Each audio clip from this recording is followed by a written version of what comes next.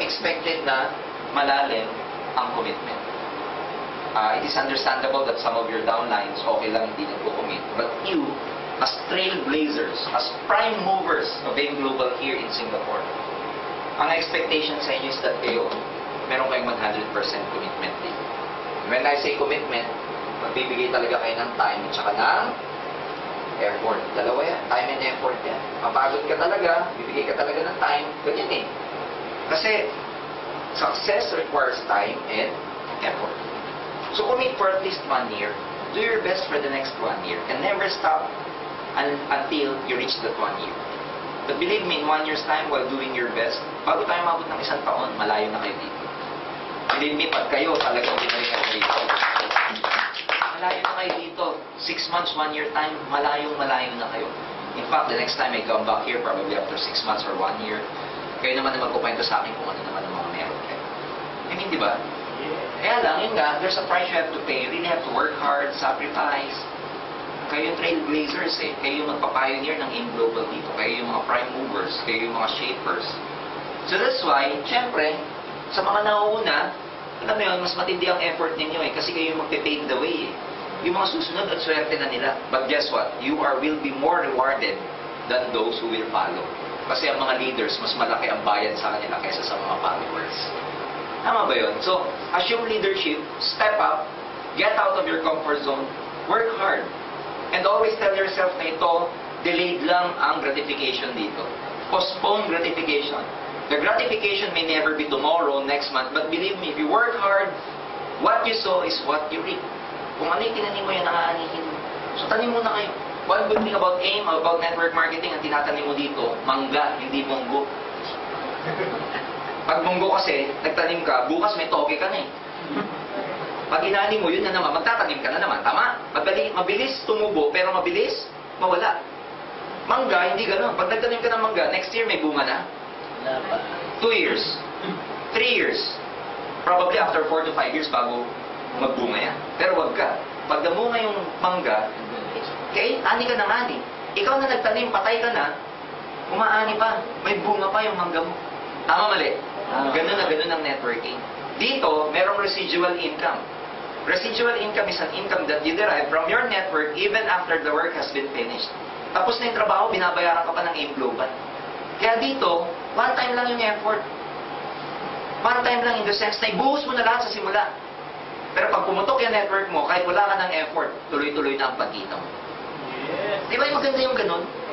Maganda. So ang tawag namin dyan, delayed gratification. So sometimes, you know, you will get tired, you will get unpaid, kasi wala pa masyadong nagbabanggaan sa $45 down the line. But time will come. Ganun naman yun eh, di ba, na habang tumatagal, lumalaki yung network mo, and eventually, wala namang pupuntahan yun eh. Okay? Ang fundamentals ng success, very basic lang. You have to really work hard, mag-commit ka, focus, be persistent, because, in other words, failure, sa lahat ng mga attitude, failure can never handle persistence. If you're so persistent, sabi nga nila, persistence is like an ant who tries to devour a tiger. Sipin mo lang kakainin tigre. Persistence is like an ant who tries to devour a tiger. Small but repeated attempt will complete any undertaking. Small but repeated. Small but repeated. Tama, di ba? Small but repeated. OPP lang na OPP. Small but repeated. OPP ulit. Small but repeated. Bukas OPP ulit. Sa isang araw, OPP ulit. Agahan mo, OPP. Tanghalian mo, OPP. Merienda mo, OPP. Sa gabi, OPP. Small but repeated attempt. Eventually, ladies and gentlemen, magiging global ambassador ka din. Ito yung success mo. Unti-unti yan. Because you don't eat an elephant paano yung kinakain ng isang elepante? One slice at a time. Diba? One bite at a time. Ganun din yun. Yung global ambassador, hindi mo kukunin ng 1,000 points, gano'n. Unti-unti. Ulitin ko. Small but repeated attempt.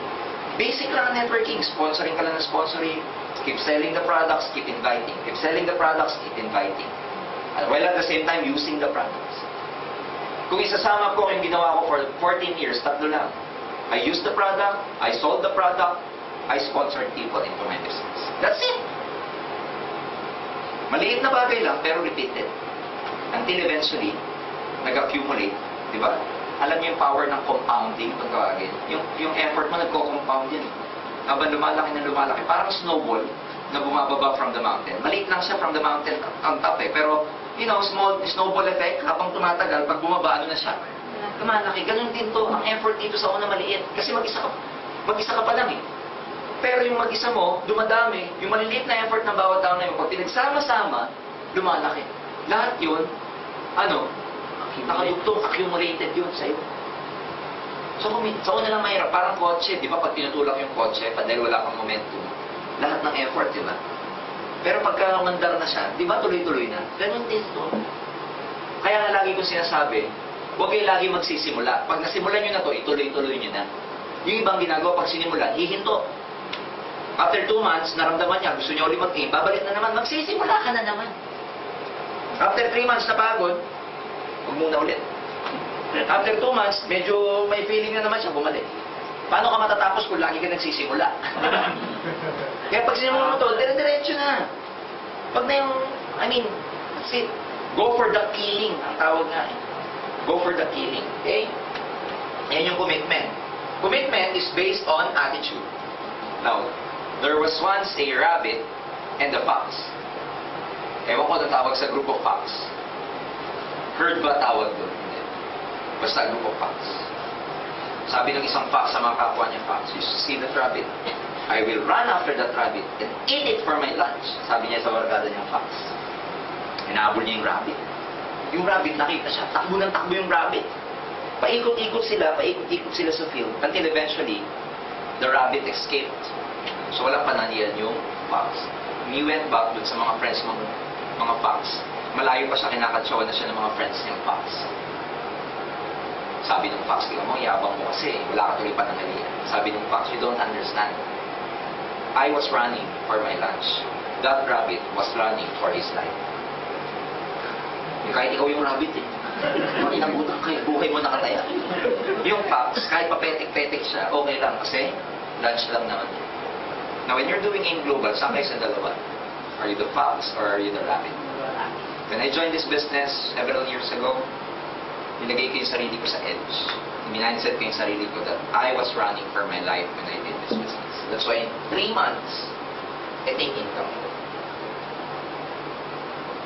We have the same opportunity but nagkakaiba tayo sa level of commitment. Mas malalim yung level of commitment mo. Pagka nakataya buhay, ibang klase itong gumalaw, mag-operate ang human being. When life is at stake, human being tend to operate differently. Pag buhay ang nakataya. When Julius Caesar was trying to conquer Sicily, at that time, sila yung mga invaders eh, gamit ng ships. Pero pagdating nila sa Sicily, nagkamali sila kasi yung Sicily, mas marami kaysa sa kanila. Parang ang ratio 3:1. 10,000 sila, yung sasalubong sa kanila. Ang tungkol sa go back to Rome, and then balik na lang with more reinforcement. But Julius Caesar, being a military genius, alam mo ginawa niya? Pina-formation niya yung soldiers niya sa seashore na nakaharap dun sa mga ships niya. And inutusan niya iba niyang mga generals na in front of this formation of soldiers, sunugin mo yung ship sa harap ng mga soldiers. So in front of these soldiers, nasusunog yung ship nila. So how would you feel?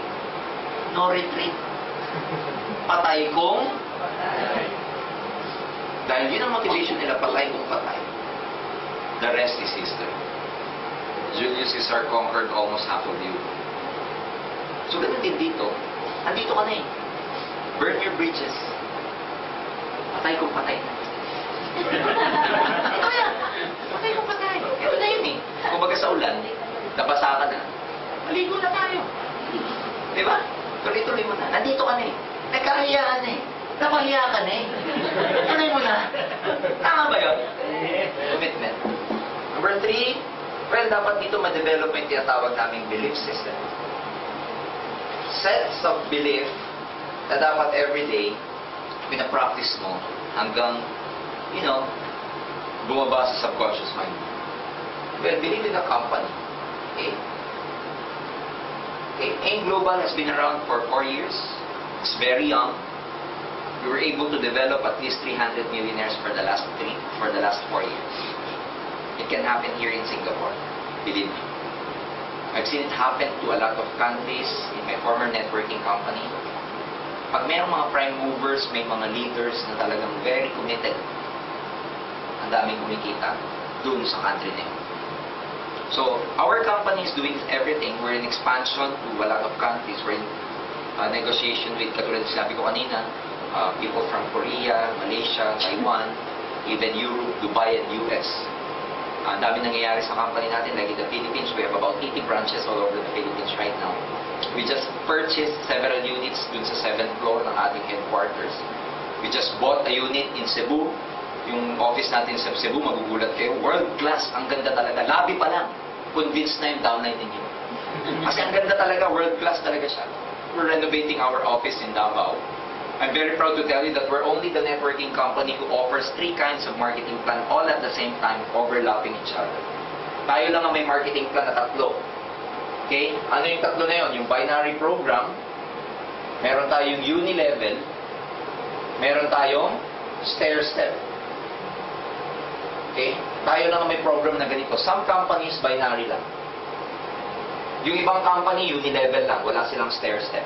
Yung ibang company, merong binary and uni-level. But some companies, meron lang stair-step. Tayo lang ang meron ito.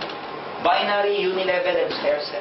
Iba yung kinikita mo dito. Iba pa yung kinikita mo dito. Iba pa yung kinikita mo dito. Patong-patong. Kaya mahihilo ka sa kitaan eh. Tama? Kasi very generous yung marketing plan. And the three owners, Dr. Ed, Francis Miguel, and John Asperin, they have an extensive experience in network marketing. Kasi mga distributors din to. They're just not typical businessmen na, came up with an idea, invested money, and put up this networking company. No, they are actually networkers, so they feel like us, they bleed with us. Kaya alam nila yung mga nararamdaman ng bawat isa sa atin. So, believe in the company. Letter B, believe in the products. Ito, walang shortcut dito. The only way you can believe the products to use the products. Because pag nagamit mo yung product, mafe-feel mo siya eh. In fact, dito gagaling ka magbenta pagka heavy user ka ng product. So keep on using our products. Letter C, of course, believe with your downlines. Okay? At ang downlines inyo. Remember, kayo para kayong big brother ng downline nyo. When things are down, kayo yung magpapalakas ng loob ng downlines inyo. Kung downline ka, well, of course, you have to believe in your uplines. Maniwala ka dapat sa uplines.